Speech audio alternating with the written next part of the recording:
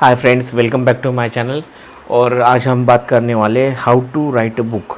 या नॉवेल भी हो सकता है, नॉवेला भी हो सकती है, या फिर शॉर्ट स्टोरी भी हो सकती है। तो एक्चुअली मैं एक कुछ सालों पहले एक बुक लिखना चालू किया था। और आपको पहले बता दें तो बहुत सारे वीडियोज़ है यूट्यूब पे, ये कैसे लिखना है, बहुत बड़े ऑथर्स के भी वीडियोज़ है। लेकिन मैंने कैसे, एक बिगिनर कैसे शुरुआत कर सकता है, तो आपको बिगिनर ही बताए तो जिसको कोई एक्सपीरियंस नहीं, जैसे लिटरेचर में कोई डिग्री नहीं ली है, तो आपको बहुत आसान पड़ेगा। तो मैंने एक्चुअली मेरा फर्स्ट ड्राफ्ट ही बना, मैंने कोई बुक पब्लिश नहीं किया है। लेकिन 7th स्टैंडर्ड में था तभी मैंने एक पात्री नाटक, मराठी में एक पात्री नाटक जिस बोलते हैं, और जिसमें एक ही किरदार होता है, तो वो मैंने लिखा था। छोटा था, 15-20 मिनट का, और उसमें मैंने काम भी किया था। तो उसमें मुझे ये प्राइज़ मिला था। तो मैंने वो, लेकिन उसको कैसा मालूम है यार, बहुत साल हो चुके हैं और मैंने तब से कुछ लिखा नहीं था। कुछ लिखता था मतलब गुड थॉट्स वगैरह या पोएटिक वर्ड्स। तो मेरे दोस्त इंकरेज करते, तू कुछ लिख, तू अच्छा लिखता है।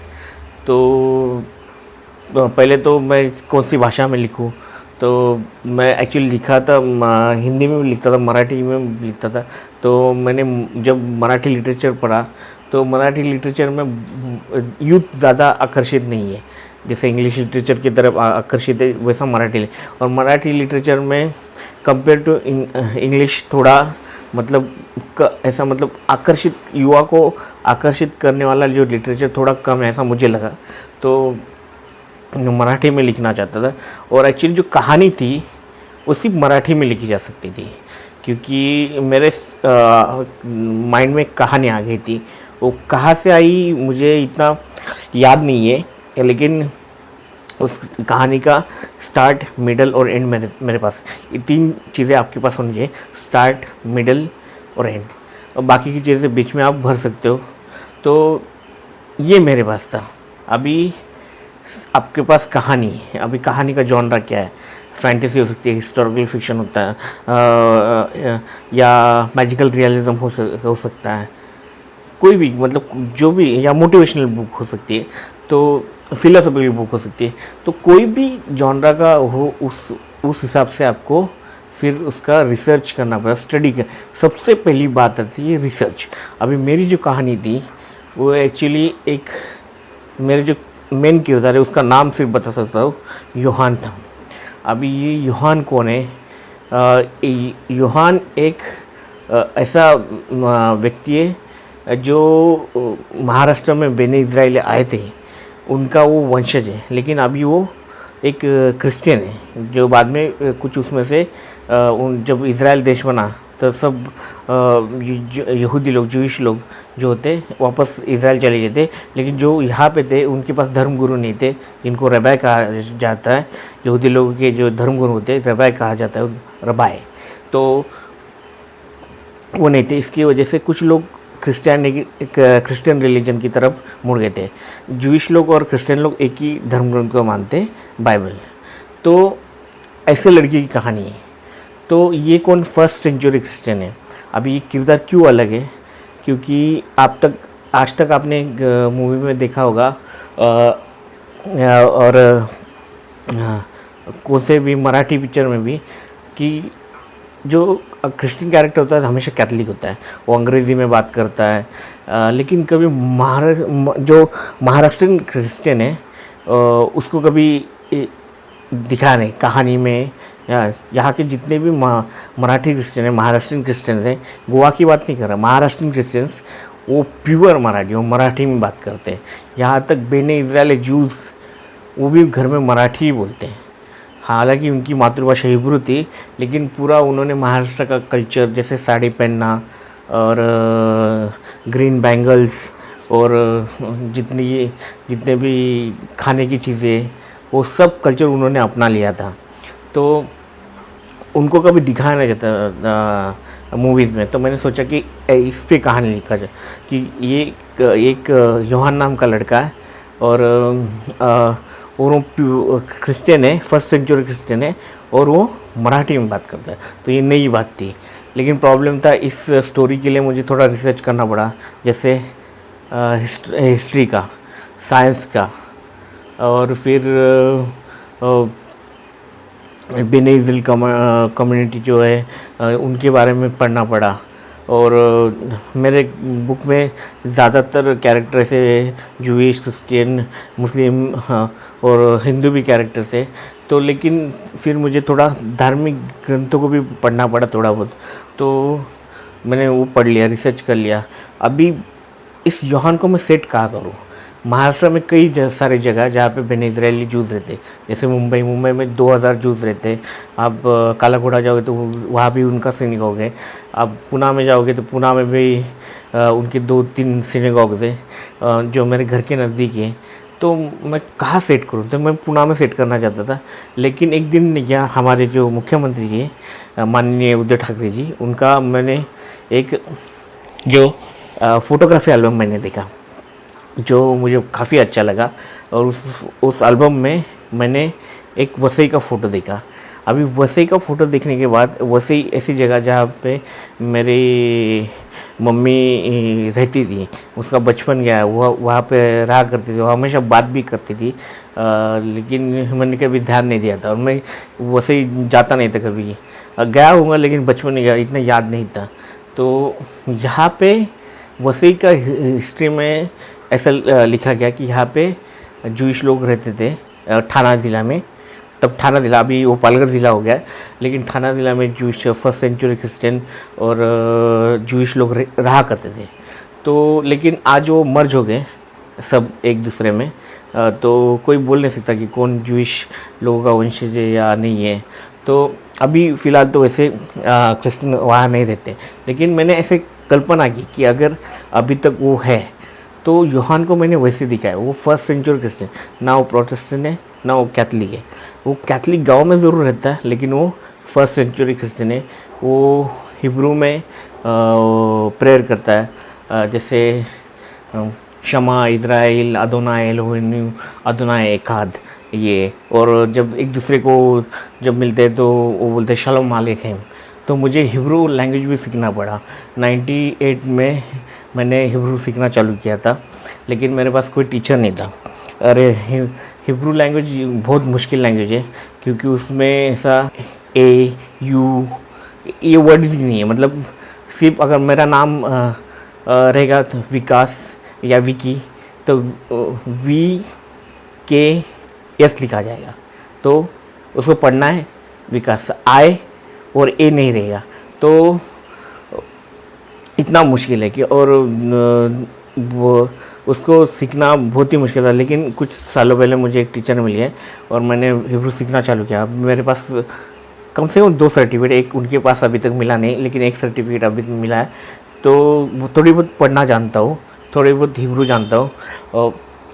तो मैंने हिब्रू कंटिन्यू सीख रहा हूँ, क्योंकि मुझे मालूम है कि मेरे इसमें यहाँ जो बेने इज़राइल अभी भी रहते हैं वो जुदा मराठी बोलते हैं। मतलब जूइश मराठी या यहूदी मराठी भी बोल सकते हैं। वो मतलब कुछ अलग नहीं है, सिर्फ मराठी होती है, सिर्फ उसमें हिब्रू वर्ड्स का इस्तेमाल करते हैं। और जितने बेने इज़राइली लोग जो वहाँ चले गए इज़राइल में, वो भी मराठी से इतना प्यार करते हैं कि उनको डर है कि उनके जो बच्चे इज़राइल जाने के बाद कहीं मराठी भूल ना जाए। तो उन्होंने वहाँ भी तेल अवीव में, जो इज़राइल की वो सबसे मशहूर शहर है तेल अवीव, वहाँ पे यूनिवर्सिटी में मराठी सिखाना चालू किया। और मराठी एक रिस्पेक्टेड लैंग्वेज है इज़राइल में।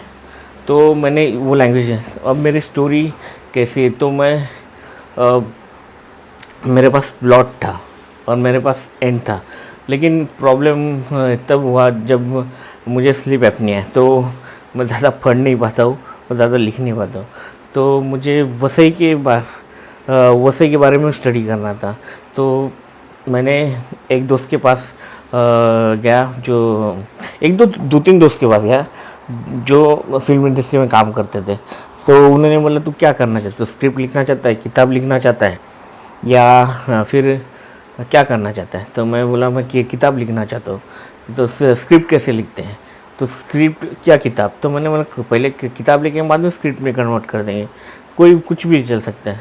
तो स्क्रिप्ट का थोड़ा बहुत आइडिया था मुझे वैसे, लेकिन फिर भी मैं थोड़ा कुछ और एक्स्ट्रा नॉलेज मिले। तो एक दोस्त ने किया, लेकिन मैं चाहता हूँ मेरा को राइटर बने, लेकिन प्रॉब्लम है उसको मेरा मैं मेरे बारे में ये है कि मेरी मम्मी क्रिश्चियन थी और मुझे बने इज़राइल जूज़ और हिब्रू लैंग्वेज के बारे में नॉलेज है, लेकिन वो नहीं है, तो वो मुझे उसमें मदद नहीं कर सकता। लेकिन मैं चाहता था मैं अगर उसको आइडिया दूँ तो सिर्फ मुझे मेरे लिए लिखे, क्योंकि स्लीप एपनिया की वजह से मैं लिख नहीं पाता था और ज़्यादा से ज़्यादा 2 पेज के बाद मुझे नींद आ जाती, तो ये प्रॉब्लम हो गया था। और फिर एक और प्रॉब्लम आया, जैसे जिस जगह पे मैं सेट करने वाला था यूहान को, वो जगह थी वसई। तो वसई तो मेरी मम्मी तो वहाँ रहती थी बचपन में, मेरे मामा और ग्रैंड मदर ग्रैंड फादर रहते थे, लेकिन मुझे वसई के बारे में इतना मालूम नहीं था।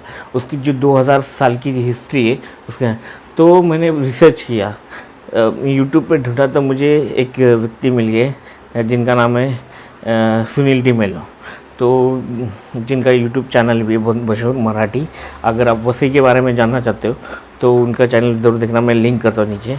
तो उन्होंने उनका चैनल देखने के बाद बहुत मदद की। अभी मैं उनको सवाल भी पूछ सकता हूँ कि ये ऐसे कैसे ऐसे। और मैं वसई बहुत सारे राइटर क्या करते हैं, जिसके बारे में लिखना है, जहाँ जिस जगह पे वो सेट करते कहानी को, वहाँ वहीं पे मतलब जाके वो कहानी लिखते भी है। तो मैं वैसे ही करना, वैसे ही जाके थोड़े दिन मैं कहानी लिखने की कोशिश करता हूँ। जब वहाँ पे जाते तो और चीज़ें आपके एक्चुअली राइटर क्या करता है, कल्पना करता है। तो और किसी भी राइटर को आप पूछेंगे ये कहानी कैसे कहाँ से आई कैसे है, तो बता नहीं सकते। ऐसे ही कहीं से आइडिया आती है और वो कहानी में तब्दील हो जाती है, तो ऐसे ही। लेकिन मेरा मेरी जो बुक है वो एक्चुअली यंगर और जो रीडर्स है उनको टारगेट करने के लिए। और मेरा जो जॉनरा है एक्चुअली, जिसको फिक्शनल बायोग्राफी, मतलब अभी मैं तो फेमस इंसान नहीं हूँ, मैं सेलिब्रिटी नहीं हूँ, आप मेरी बायोग्राफी क्यों पढ़ोगे? कुछ नहीं, आम इंसान की बायोग्राफी कोई नहीं पढ़ता, मैं खुद नहीं पढ़ता। तो मैं एलन मस्क या वॉरेन बफेट या बिल गेट्स की बायोग्राफी पढ़ूंगा, लेकिन दूसरे लोगों की बायोग्राफी क्यों पढ़ूंगा? मुझे जो मतलब इंस्पायर करते वो उनकी बायोग्राफी पढ़ूंगा। तो मैंने फिर एक तय में फ़िक्शनल बायोग्राफी रखूँगा, मतलब मेरी लाइफ में कुछ ऐसे इंसिडेंट्स हुए जो इंटरेस्टिंग थे, तो मैं उसको उसमें रख दूँगा। मतलब स्टोरी में कितने मुझे नहीं मालूम, लेकिन हाँ, जो यूहान नाम है एक्चुअली, मेरी मम्मी क्रिश्चियन थी और मेरी मम्मी की मम्मी हमेशा बोलती थी कि तेरा नाम, अगर तेरे पिताजी भी क्रिश्चियन होते तो मैं तेरा नाम ये रखती। तो मैंने पूछा क्या क्या रखती है आप? तो उन्होंने बोला था विक्टर योहान। तो मेरे ग्रैंड मदर को एंग्लिकन नेम बहुत अच्छे लगते थे सबके, मतलब उन्होंने एंग्लिकन नाम रखे थे, जैसे रॉबर्ट, मार्गरेट और विलियम, ऐसे नाम उनको अच्छे लगते थे। तो उन्होंने मुझे भी एक नाम, कभी कभी उस नाम से पुकार देती मुझे, लेकिन मेरे पिताजी ये क्रिश्चियन नहीं थे इसलिए उन्होंने वो नाम नहीं रखा, लेकिन फिर विकास रख दिए थे और विकी शॉर्ट कर दिया। तो इस तरीके से नाम। और यूहान नाम का जो है ना, मतलब होता है गॉड इज़ मर्सीफुल। अभी यूहान नाम एक हिब्रू नाम है, यूहानन भी बोला जाता है। तो ये जो बंदा है यूहान, थोड़ा संक्षेप में बता सकता हूँ। एक्चुअली उसकी लाइफ मतलब नरक की जैसी, उसको बहुत ज़िंदगी में बहुत प्रॉब्लम है। वो इसके बावजूद वो लोग, उसके माँ बाप भी उसको पसंद नहीं करते, लोगों को लगता है वो लूज़र है, लेकिन एक्चुअली किस तरह से पॉजिटिवली वो जीता है और दूसरों को कैसे मदद करता है, उसके ऊपर ये कहानी है। एंड तक मैं नहीं बता सकता, लेकिन एक कैरेक्टर ऐसा लिखा था। अभी मैंने सोचा कि उस कहानी में कितने किरदार है, उनको भी डेवलप करना था, उनकी भी कुछ कहानी होनी चाहिए ताकि वो डेवलप हो सके। और कहानी के जो कितने चैप्टर होंगे, हर चैप्टर कितना, मैं खुद जब बुक पढ़ता हूँ तो मुझे छोटे छोटे चैप्टर अच्छे लगते हैं। तो और हर चैप्टर के बाद ऐसा होना चाहिए कि दूसरा चैप्टर क्या है, आपको क्यूरियोसिटी, मतलब उत्सुकता होनी चाहिए कि अगला चैप्टर क्या होगा, अगला चैप्टर है। तो कहानी में ह्यूमर होना चाहिए, सस्पेंस थोड़ा बहुत होना चाहिए। तो इस तरीके से मैंने लिखना चालू किया, ये सब चीज़ें ध्यान में रख के। और आजकल बहुत सारे मतलब प्लेटफॉर्म्स है जहाँ पे आप खुद की बुक पब्लिश कर सकते हो, या आपको पब्लिशर ना मिले तो खुद की बुक भी पब्लिश कर सकते हो। तो और उसकी अच्छी तरह से उसको एडवर्टाइजमेंट कर सकते हो। आप बुक ट्यूबर्स से कांटेक्ट करके आपकी बुक को और रीडर्स तक पहुंचा सकते हो। तो बहुत सारे प्लेटफॉर्म हैं, तो इस तरह से लिखते हैं। लेकिन अभी किताब लिखना तो रॉकेट साइंस है, मैंने पहले बोला। तो आप लिखना चालू करें। हर किसी को कहानी लिखनी होती है ज़िंदगी में। उसे लिखने का मतलब बहुत सारे लोगों को शौक़ होता है। और मैंने बहुत सारे, मेरी एक फेवरेट राइटर है, उसने बोला था कि उसने हिस्ट्री पढ़ी है, मतलब कॉलेज में हिस्ट्री पढ़े। तो ज़रूरी नहीं कि आप लिटरेचर ही पढ़ने वाले हो, ऐसा कुछ ज़रूरी नहीं है। बहुत सारे लोग जो राइटर बन चुके हैं ऐसा नहीं कि वो सब लिटरेचर पढ़े। J.K. रोलिंग्स, वो क्या लिटरेचर पढ़ी? नहीं, उस ऐसे ही ट्रेन में जा रही थी, उसको एक आइडिया आ गया, फिर उसने चर्च गई तो चर्च के डायरी में एक नाम देखा, हैरी पॉटर। आज वो बिलियनियर है। तो आप भी ऐसे बन सकते हो। और लिखो, आपके दिमाग में कुछ है तो आप लिखना चालू करो। मैंने भी जब सोचा मराठी में किताब में, मैंने मराठी लिटरेचर पढ़ना चालू किया, स्टडी करना और एनालाइज और रिसर्च करो, कैरेक्टर क्या है, स्टोरी क्या है। और बाकी की किताब पढ़ने के बाद, दूसरे राइटर्स के विचारों को सुनने के बाद आप भी शुरुआत कर सकते हैं। तो बेस्ट ऑफ लक। मेरा वीडियो कैसा लगा ज़रूर बताना, लाइक शेयर सब्सक्राइब। और ये फ्री चैनल है, बेल आइकॉन दबाना नहीं भूलना। और मैं मिलता हूँ आपको अगले वीडियो में, तब तक अलविदा। जय हिंद, जय महाराष्ट्र।